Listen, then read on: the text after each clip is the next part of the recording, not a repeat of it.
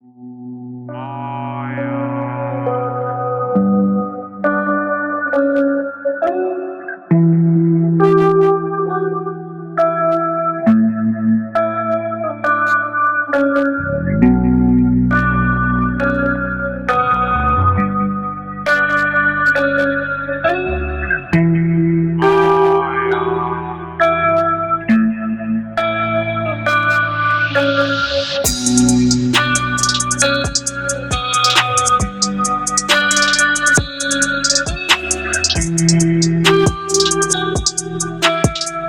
back to the channel, everyone, and let me say it's been a while. It's been a while since we've been here, and I will say this, it's good to be here again. What went on that I took 2 months off? Well, I still work a full-time job. So with working a full-time job, sometimes I work more than a full-time job with my primary employment, and that means I get taken away from doing a lot of stuff like this, and there's sometimes where I just want to take a break, and that's a part of what happened. Another part of what happens is it means I'm usually finishing out a rod. I'm finishing out multiple rods, or in this instance, I'm also working on a new taper. So this will be my second taper release coming up, and you'll see that here soon. Third, I might just be taking a break from me, kind of get my head right, and do things that make me happy. And I've been doing a lot of that lately, and that feels pretty good. Honestly, it does. But it's good to be back here with you guys, and I'm really kind of excited to see how the show and tell series goes, because this is the departure from me shooting all the photos and all that stuff that you probably saw either on Instagram in blurbs, or you'd see full photo sets over on Facebook. But today we're here, and I'm going to show you this guy, 7'1" weight McFarland, and it's a really cool build. So I want to take you down into it, show you some of the key points to it. Finer points, maybe we'll get in another video and do that there. So I'm not going to waste any more time. This video is going to go long, so I'll see you in a bit.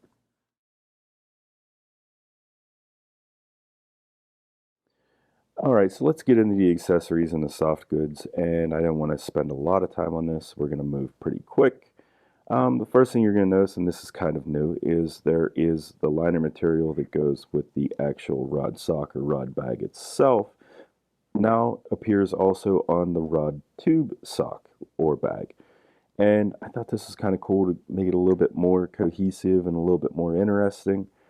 So that's kind of new. The things that are the same, you're still getting the badge on here with all the information to the rod, and I guess this would be like a visual indicator if you can't see the label, what's in here. So this is the same as it's ever been. It has the leather pull, and it has the liner material and the piping to it. This is a guaranteed change. This design will be sticking around. I doubt this badge type will be sticking around either. That's all just, it needs to go. It's long overdue. So then you move to the rod tube itself, and you can see the brass hardware, and this hardware is from Russet Golden Witch. Antiqued leather badge with all the snowflake stamps on it and some other stuff kind of dancing through it. Same rivets as always. The only thing that's kind of new here is I chucked this tube in the lathe, polished it out, and then I brushed it out with a Scotch-Brite pad. So it kind of has a little bit of a different look to it, and I thought that would be fun. So brass hardware is going on the rod tube. So the brass hardware appears again on the pull for the paracord. This here design is still pretty much the same as it's ever been, maybe a little bit more refined, but these are new. This is a new Agate design. It's not a one-piece design, and this is the first example that I made of these to see if I like them, and I do like them. So I went ahead and made up some tooling so I could pop these out really quick. But that is the outside of a rod before you get into the rod. And kind of, I like to keep everything cohesive, and I like to set the level of interest that you want to know what's in the tube from the second you get the rod in hand. I want it to be an experience, and this is a part of the experience. The rod is the main attraction, but I want this to be where you're starting to get interested. So let's move on, and I'm going to show you the rod.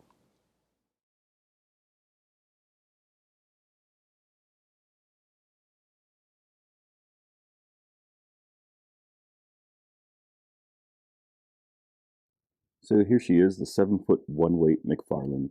And if you look off frame over this way, I have my notebook out and I'm using it as a cheat sheet, keep me on task. So the key points that you notice with this rod, well, it could be the Kinia bimetal reel, but we're talking about the rod for right now. And the things that you notice initially are, it's really, really bright yellow. You can see the ridges of the unsanded McFarland. Seem a little bit better right there. And that's kind of one of Mike's signatures. And anytime I see this yellow, I know the blank is either a McFarland or it's something that Mike rolled. Moving on, the ventilated handle, I mean, that takes up a lot of real estate. It's very evident. The blued hardware, everything is blued brass so that when it ages, it's going to age out and almost look kind of bronzy like this reel. So as it ages and in between when it comes back to get cleaned and touched up and get a full physical, it'll have some nice look and it'll kind of match with everything that's going on color-wise. We're going to pull you aside, pop the reel off, and then you start to notice this insert on a double slide or on a slide band style seat. And this insert is box elder. Box elder, you don't see much of it that isn't dyed, and I think it looks great. You can see the knurl work on pretty much what is my standard cut for my checks. And it's just, I call it swept and checked. And then these slides are a little bit different than what I've cut normally. They have a little bit of a taper going up this way. So you can push the rod on, you can push the slides on. Wow, I'm struggling. You can push the slides on like you would normally, but you get a little bit more surface area to grip pulling out this way. So, and I kind of like that look because there's two of them. Normally I'd cut them symmetrical, but that was the one thing that I did change. And then the last thing you notice, or one of the things you may notice, is this cap. This cap was in the Gin Diaries episode 1, and if you haven't seen it, go check it out. I'll explain to you what this is better, but it is micarta, and it's from Greg Hansen. I'll drop links down below for everything, who it came from, where you can pick it up at, stuff like that. And the big ventilated handle, not big, I think the total length on this handle was right around like 5 7/8. The cork isn't the greatest, but it kind of goes with this vintagey theme. The other reason why the cork doesn't look the greatest is initially I was building this rod for myself, and I don't really own the most of nice things. I don't really waste time on my personal rods. I kind of just slam them together and get them out and I fish them because I don't have that level of time. And show you the winding check. So everything that I make, I try to keep it as unified as possible so everything matches up. So the winding check itself is swept and stepped just as you would see with the hardware at the back. So I try to match everything up, and you can see it a little bit too in my FerruleRings. They're not swept, but they are a 3-step with an outgoing step so they don't look too heavy.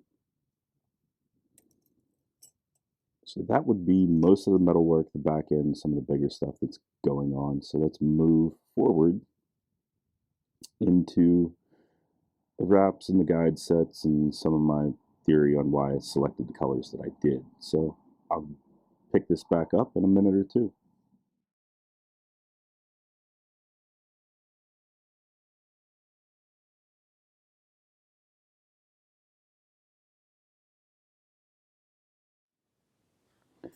So let's go ahead and get into the wraps. And as you can see, the wraps are full transparent, just a natural silk, and then they were tipped out in brass. So again, with this blind color being so bright, I didn't want to overpower it or I didn't want to do anything aggressive with it. So that was all I did. Pretty much don't want to see any color in it. and then just frame everything out. What I have gotten into doing a lot in recent is I will color shift my unions, and the color shift occurs at my unions and my terminal ends. My terminal ends being my winding check and where my tip top is installed. So you kind of see that stuff going on. Move you out of the way. All the snake guides are Snake brand originals, and the reason why they're originals is because this rod primarily has 2/0 guides. So it goes 2/0 and then it jumps up real quick, goes 1/0, 1, 2. So that's what's going on. And this stripping guide, which it's a cool stripping guide, is a Struble guide, and it's Mexican lace. And the reason why I chose this color, this stone in particular, is it ties back really well to what's going on in my seat. It has a lot of those tones. It's very neutral. I didn't bring anything in that's going to upset the balance of the rod a lot. And that's kind of something that I always do, is I kind of try to find tie back points as much as I can so that I don't overpower a build.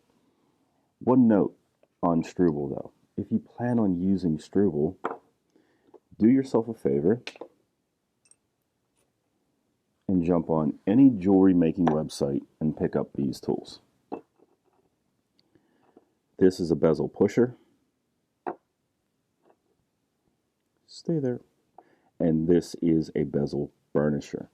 I pretty much promise you 9 out of 10 Struble agate guides that you will get, the stone will be loose, the bezel will not be completely pushed. So this guide, before I was able to use it or even plate it, I had to split the frame, which means I had to desolder the points in which the ring is connected to the frame. And I had to reset this entire bezel. This stone was loose, and it was, you could still see crimp lines from pushes. It was awful. It was, I mean, third world quality.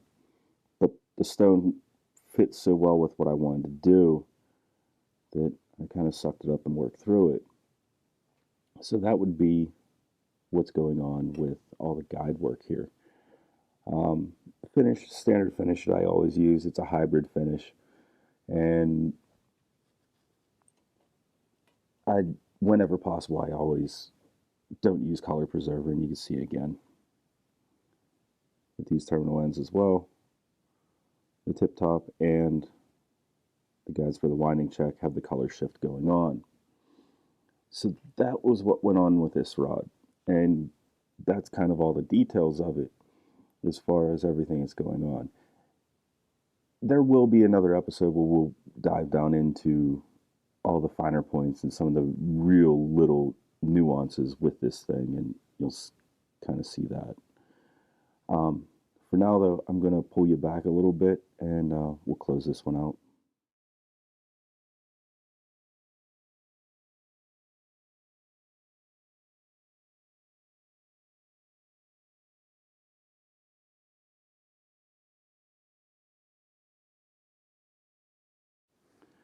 So that pretty much does it for this guy. I think it's a really fun looking rod. I think it's a good example of the way I build a rod. And one thing that I'm going to throw in that I didn't before is I like everything to be progressive. So if you look at the tips on this rod, everything steps down in tipping. All of my wrap length gets short, which, well, I think everybody's does.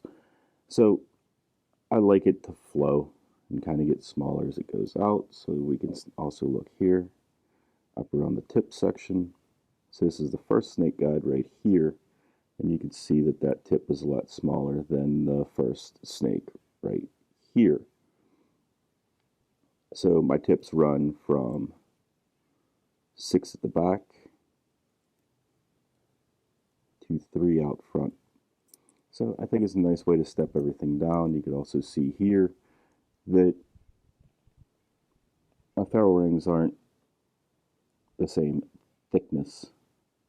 Well, they're not as thick material-wise in diameter, or they're also not as long. I step everything down there. And the same thing happens with my knurls. I change my knurl width and all that other fun stuff. But that's a different thing for a different time. But let me know what you think of the rod. If you like the video, please consider liking it. Drop a comment below if there's any details you want to know about that rod, that build. This is the first time we've done this, and like most things, I will get better at it. I am working and improving all the quality of everything, and you know what, I'm actually working again more. Everything's good. So yeah, guys, we're going to close it out right here. Thanks for watching. If you're not subscribed, please consider subscribing. Questions, drop them down below. Comments, let me know what you think. And I may see you again or I may never. Either way, take care.